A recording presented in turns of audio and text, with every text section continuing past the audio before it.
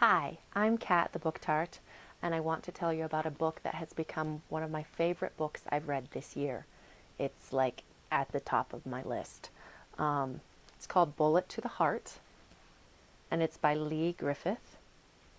It's out October 3rd from Taliesin Publishing, and this book is so good. It it gave me that knot in the pit of your stomach when you are on the edge of your seat aching for the characters. You need them to succeed and to win, and you're rooting for them. And it made me cry, and that doesn't happen that often.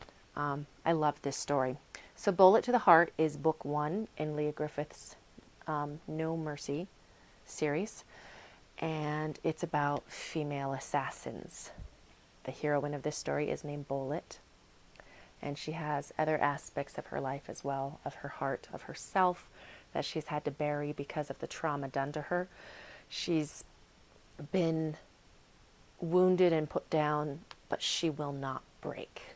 And she has that core of strength. Things have been done to her, and her sisters in pain.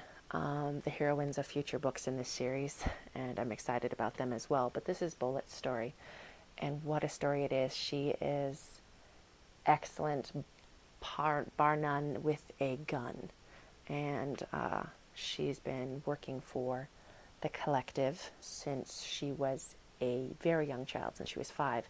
She was trained in all forms of combat, but the gun is what she is superb at. She's a star. She can't fail. She doesn't miss because there were consequences. There were harsh consequences, harsh punishments. She's a strong woman. I wouldn't say she's a hard woman. She feels that she's not redeemable, and her goal in life is to now destroy the collective with her sisters, the other female assassins of First Team. So she's Bullet, and there's Arrow, Blade, and Bone. And Bullet starts out making a decision. She has been sent on a mission to kill a man named Rand. He has been a thorn in the side of the collective. He's one of their enemies. He's a good guy. And she decides there's something about him. She's not going to do it. And thus begins their relationship. There's a lot of tension and back and forth, and he does some things because he considers her an enemy that made me cry. And yet when he takes off his blinders and sees her as not his enemy, but a woman who has been abused and used by the enemy, and he sees her side of the story, that's when the relationship sparks. And the smexy times, the passion in the story, the heat is really good. It's high. The action scenes, Lea Griffith writes amazing action sequences.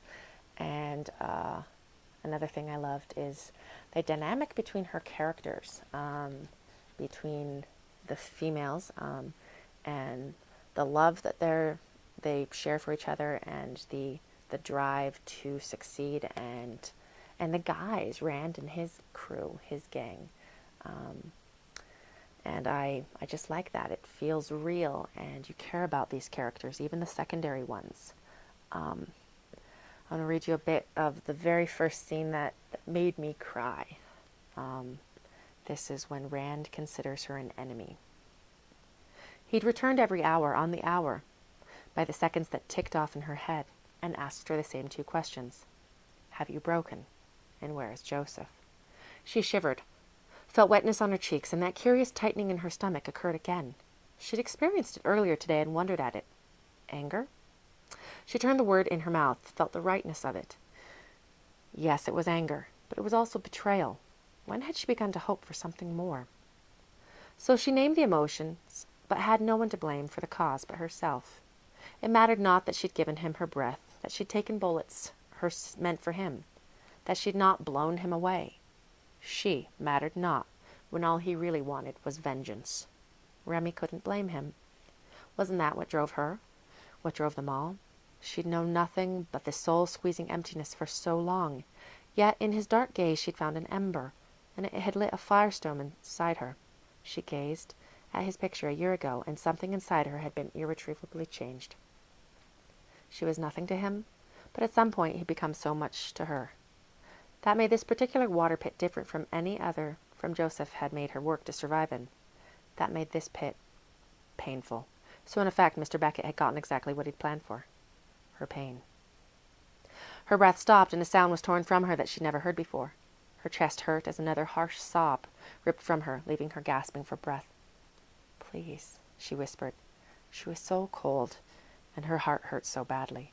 The pain was a tsunami, burying everything in its wake. A shadow moved over the surface of the water in the pit, and she looked up.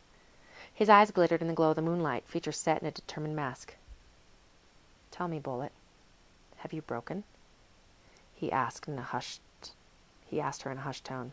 She steeled her spine against the look in his face. "I will never break." She would not let her sisters down. His face hardened even more, the beautiful planes of it crushing relief against the velvet of the night sky. "I will never break. But you wanted my pain, and I feel pain." And I cried. So at the beginning, Rand, he's been wounded and broken, and he's seeking vengeance too. And I saw his side of it, but I ached for some of his choices. And yet, he redeems himself. And I loved when he starts being on her team. So I highly recommend Bullet to the Heart if you love romance, if you love intrigue and excitement and passion and adventure, if you love a really, really good story, then read Bullet to the Heart by Lea Griffith. If I could give this more than 5 stars, I would. It's that good. It got me. Thanks from the Book Tart.